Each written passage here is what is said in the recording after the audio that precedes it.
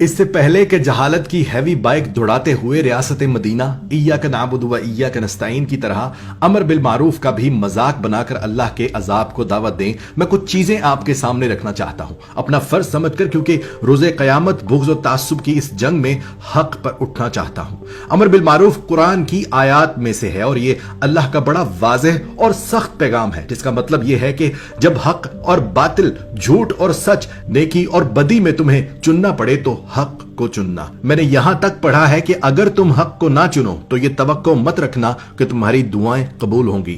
اس سے اندازہ لگا لیں کہ اللہ پاک خود موقع دے کر فرماتا ہے کہ حق پر چلنا، ورنہ میں تمہاری دعائیں تک قبول نہیں کروں گا۔ کچھ احادیث اور قرآن کی آیات پڑھنے کے بعد یہ ویڈیو بنانے کا فیصلہ کیا ہے کہ ہو سکتا ہے ہر چیز کو مذاق اور بغض کی خوراک سمجھنے والے میرے کچھ بھائی اللہ کے غضب سے ڈر جائیں اور پھر ایک بار پھر سوچیں اور فلاح پا جائیں۔ اب آتے ہیں اس بات پر کہ کوئی پوچھتا ہے کہ ٹھیک ہے میں حق کا ساتھ دیتا ہوں، پر کیسے معلوم کروں کہ کون حق پر ہے اور کون نہیں؟ حالانکہ یہ بات بہت واضح ہے، لیکن پھر بھی میں کچھ نشانیاں بتا دیتا ہوں۔ جو 70 سالوں سے سیاست کر رہے ہیں وہ حق پر ہوتے تو یہ عمران خان سیاست میں آتا ہی کیوں؟ اور میرے ملک کا بچہ بچہ لاکھوں کا مقروض ہوتا ہی کیوں؟ حق پر وہ ہے جو کہتا ہے کہ جھکنا صرف اللہ کے آگے ہے، ہم مغرب اور امریکہ سمیت کسی کے غلام نہیں ہیں۔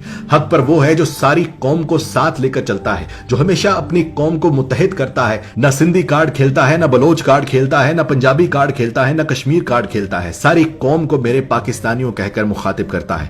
حق پر وہ ہے جس نے اپنی زندگی کی پرواہ کیے بغیر اقوام متحدہ میں اسلاموفوبیا کے خلاف جنگ لڑی اور جیت کر بھی آیا۔ حق پر وہ ہے جو میڈ ان پاکستان پر یقین رکھتا ہے، جو کپڑے جوتے سے لے کر ہر چیز پاکستانی استعمال کرتا ہے اور قوم سے بھی یہی گزارش کرتا ہے کہ اپنے ملک کی اکانومی کو مضبوط کرو۔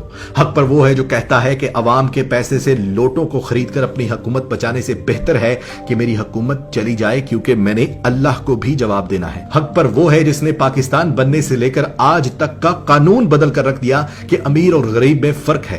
اس نے کر کے دکھایا کہ اسپتالوں میں، اسکولوں میں علاج اور تعلیم غریب امیر کے لیے یکساں ہو۔ حق پر وہ ہے جس پر ریحام خان جیسی عورتوں نے بدترین الزام لگائے، مگر اس نے زندگی میں آج تک کسی عورت کی بات کا جواب نہیں دیا، صرف اس لیے کہ ہر عورت کو قابل احترام سمجھتا ہے۔ اور سب سے بڑی نشانی حق پر ہونے کی یہ ہے کہ سارے بد کردار کرپٹ حکمران ایک ہو کر اس کے خلاف اکٹھے ہو گئے ہیں، اور یہ اتنی واضح نشانی ہے کہ افریقہ کے کسی جنگل میں کوئی ککو بنانا بھی اگر حق و باطل کا اندازہ لگانا چاہے تو اشارے سے بتا دے گا کہ اس وقت کا معروف عمران خان ہے اور منکر یہ ساری جماعتیں ہیں۔ ایسی 50 اور نشانیاں بتا سکتا ہوں، لیکن پھر ہم اشرف المخلوقات ہی کیسے جو خود اندازہ نہ لگا سکیں؟ آخر میں اجتماعی دعا ہے، یا اللہ آج کے اس سختی کے دور میں بھی یا اللہ استقامت عطا فرمانا، یا اللہ حق کا ساتھ دینے کا شرف بخشنا، یا اللہ جب دنیا سے جائیں تو سینے پر حق کے تیر ہوں مگر منکرین کی بیعت کا داغ نہ ہو۔